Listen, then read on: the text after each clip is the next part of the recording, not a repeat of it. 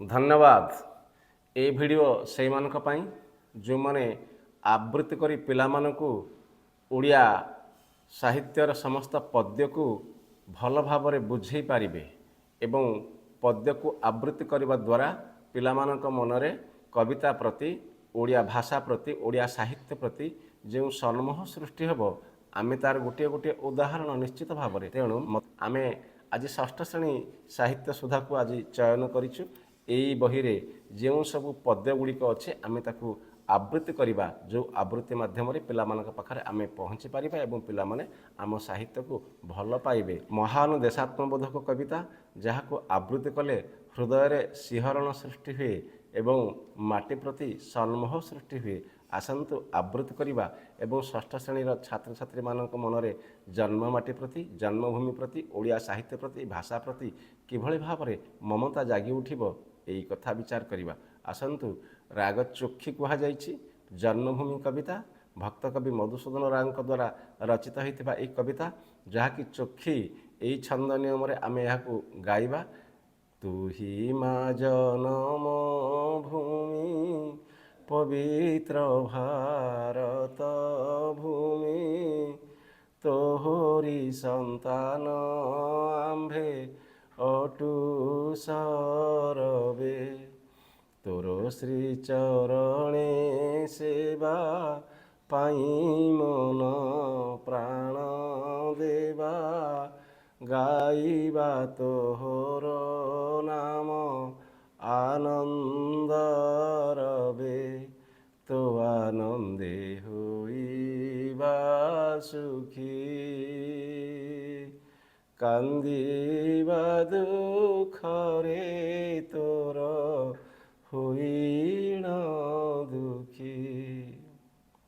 यही चोखी छंद जहाँकि चारि पाद विशिष्ट यही कविता जो कहुच्छे आम आज आवृत्ति कले चारि पाद यार प्रथम पाद 29 अक्षर द्वितीय पाद मध्य 29 अक्षर तृतीय पाद 9 अक्षर एवं चतुर्थ पाद 13 अक्षर विशिष्ट।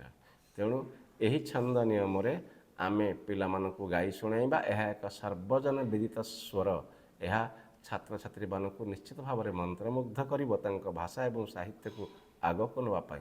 एबे आसन्तु यार द्वितीय कविता को मध्य आमे आलोचना करिबा।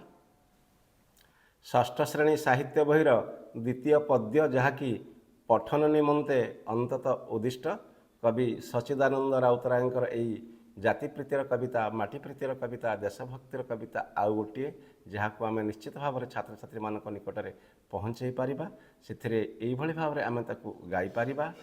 एई देश एई माटी ममतामयी माटी सेबारे तार जीवन देवा रखिबा तार नाटी एई देश एई माटी ममतामयी माटी एई देश एई माटी ममतामयी माटी।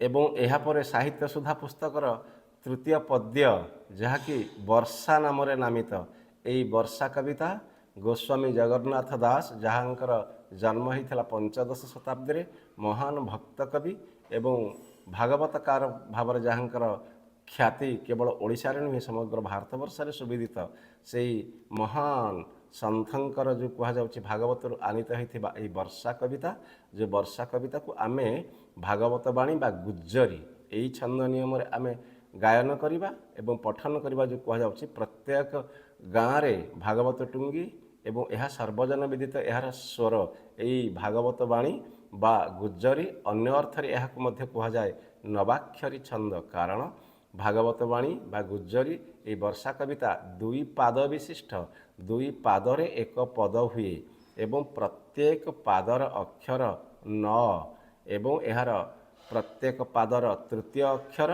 पंचम अक्षर एवं शेष अक्षर पर जतिपात होता है। तेणु यह नवाक्षरी छंद मध्य नवाक्षरी वृत्त बोली मध्य कह जाई पारिबो। आसन्तु यह आवृत्ति करिबा। एमंत ग्रीष्म काल गला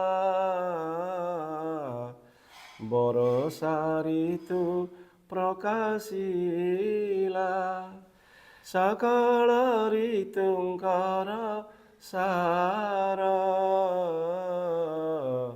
ଶସ୍ୟ ସମ୍ପଦ ମଞ୍ଚପୁର। ବାସ୍ତବିକ ଅତି ବଡ଼ି ଜଗନ୍ନାଥ ଦାସଙ୍କର ଶ୍ରୀମଦ୍ ଭାଗବତ ଏହା ନିଶ୍ଚିତ ଭାବରେ ଓଡ଼ିଆ ଜାତିର ଜୀବନ ବେଦ। ତେଣୁ ଏହା ପିଲାମାନଙ୍କ ନିମନ୍ତେ ସୁଖପାଠ୍ୟ ହେବା ଉଚିତ। ସାହିତ୍ୟ ସୁଧା ପୁସ୍ତକର ପଞ୍ଚମ କବିତା ନୀତିବଚନ, ଯାହାର ରଚୟିତା ହେଉଛନ୍ତି ପ୍ରଖ୍ୟାତ ଶିଶୁ ସାହିତ୍ୟକାର ରାମକୃଷ୍ଣ ନନ୍ଦ। ରାମକୃଷ୍ଣ ନନ୍ଦଙ୍କ ଦ୍ୱାରା ରଚିତ ହୋଇଥିବା ଏହି ନୀତିବଚନ ଭରପୁର ଶିକ୍ଷାର ଭଣ୍ଡାର। ନିଶ୍ଚିତ ଭାବରେ ଏହାକୁ ଆମେ କଳହଂସ କେଦାର ଏହି ବୃତ୍ତରେ ଗାୟନ କରିପାରିବା, ଯାହାକି ନିଶ୍ଚିତ ଭାବରେ ଛାତ୍ରଛାତ୍ରୀମାନଙ୍କ ମନକୁ ଆମୋଦିତ କରିପାରିବ। ଯତ୍ନ ଅଧ୍ୟବସାୟ ଉଦ୍ୟମ ବଳେ ଅସାଧ୍ୟ ହୋଇପାରେ ସାଧ୍ୟ ଭୂତଳେ ଗିରି ପାଷାଣ ଏଡ଼େ କଠିନ ହୋଇ ଖୋଜିଲେ ତହୁଁ ପୁଣି ଜଳ ଝରଇ ଜଳ ଝରଇ।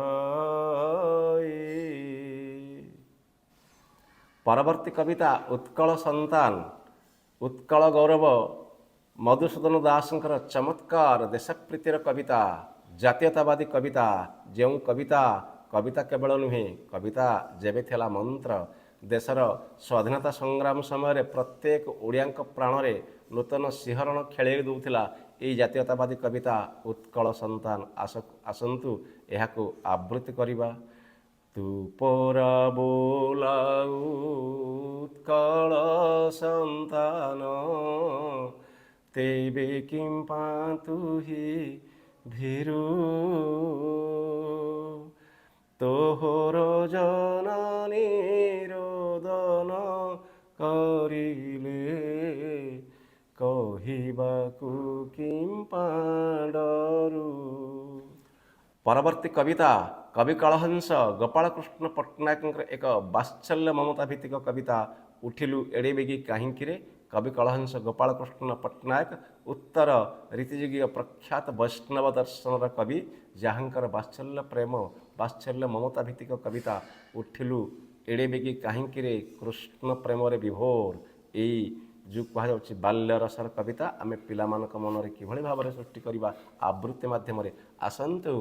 ଉଠିଲୁ ଏଡ଼େ ବେଗି କାହିଁକିରେ ଧନ ଉଠିଲୁ ଏଡ଼େ ବେଗି କାହିଁକିରେ ଦଧି ମନ୍ଥାଇ ଦେବୁ ଦଧି ମନ୍ଥାଇ ଦେବୁ ନାହିଁ କିରେ ଧନ ଉଠିଲୁ ଏଡ଼େ ବେଗି କାହିଁକିରେ ଦେହ ପାଶୋରି ଦଣ୍ଡେ ନିଧନ ଗଲୁ ଏଡ଼େ ଦେହ ପାଶୋରି ଦଣ୍ଡେ ନିଧନ ଗଲୁ ଏଡ଼େ ବିଟୋଳ ହେଲୁ ମୋର ବିଟୋଳ ହେଲୁ ମୋର ପାଇଁକିରେ ଧନ